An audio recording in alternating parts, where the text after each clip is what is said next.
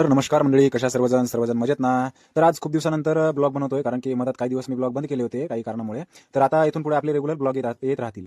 तर चला आता भेटू आपल्या ब्लॉगमध्ये. तर आज आम्ही निघालो होतो नांदेडला, कारण की आज आम्हाला थोडंसं काम होतं. आपल्या स्टुडिओमधल्या लाईट पडल्या होत्या बंद, तर आम्ही निघालो नांदेडला. तर नांदेडला येता येताच आपण बोल्ड्याच्या पेट्रोल पंपावरती थांबलो थोडंसं.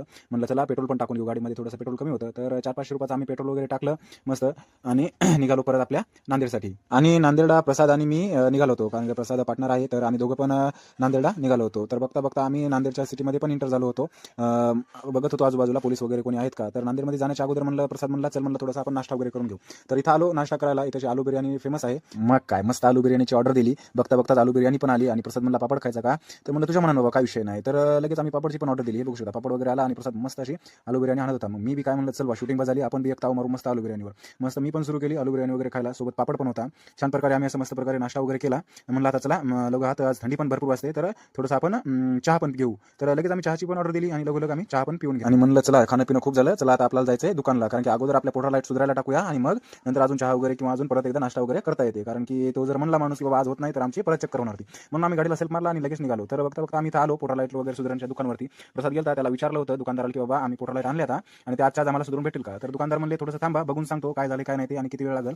आणि लगो हातच प्रसादला मी पण म्हणलं की बाबा खर्च सुद्धा विचारून घे किती लागते. तर त्याने 2 वाजता आम्हाला टाइम दिला, 2 वाजता सांगतो म्हणे सगळं. तर आम्ही पोटा लाईट वगैरे टाकल्या आणि परत निघालो आपल्या नांदेडमध्ये. थोडंसं म्हणलं फिरावं. तर फिरायच्या अगोदरच म्हणलं चला आपला नांदेडला एक लॅबवाला मित्र सुद्धा राहतो इकडे. तर त्याला कॉल वगैरे केला, आणि आम्ही त्याला भेटण्यासाठी गेलो. पण भेटण्याच्या अगोदरच आपला आठवलं की बाबा एक SSD सुद्धा घ्यायची आपल्याला, आणि प्रिंटरमधली शाई सुद्धा संपलेली आहे. तर शाई पण घेतली. तर एक शाई आम्ही 2 बॉटल घेतल्या इथून गॅजेट्सवरून, कारण की तशी थोडं स्वस्त भेटते होलसेलमध्ये. आणि निघालो आम्ही परत आमच्या मेन लॅबला. इथे आम्ही नांदेडमध्ये अल्बम वगैरे प्रिंटिंगला टाकत असतो. तर त्याच्यामुळं इथे आलो होतो. प्रसाद गेला, सरांना बोलत होता, आणि तिथून आम्ही आमचं सेलचं चार्जर सुद्धा खराब झालं, आणि आता सीझन सुरू झाल्यामुळे आम्हाला सेल जोडी पण एक लागत होती. म्हणून एक सेल जोडी आणि एक चार्जर घेतलं, आणि निघालो आम्ही बाहेर. तेवढ्यातच लगोलग आपले मित्र सुद्धा आले होते. म्हणून प्रसाद आणि ते बोलत बोलत निघाले. म्हणलं चला जाऊया चहा वगैरे घेऊया परत त्यांच्यासोबत. आणि 2 सुद्धा वाजले होते. तर म्हणलं चला दुकानला जाऊन बघू आपले लाईट वगैरे सुधारलेले आहेत का ते.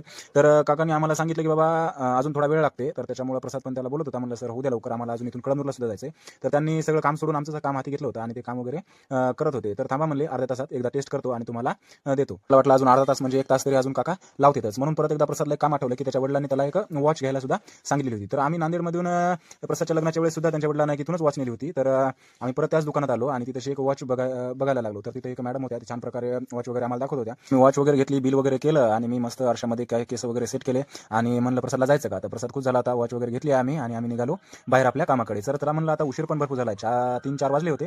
तर म्हणून आम्ही परत एकदा व्हिडिओ केला, आणि म्हणलं चला आता. प्रसाद खूप खुश दिसत होता, कारण की त्याला जी पाहिजे तीच वॉच भेटली होती. म्हणून आम्ही परत निघालो आपल्या दुकानात. अशा प्रकारे आम्ही पडलो नांदेडच्या बाहेर. तर प्रसादला तरी अजून एकदा मी विचारलं की बाबा काय राहिले का आपलं. तर प्रसाद म्हणला सध्या तर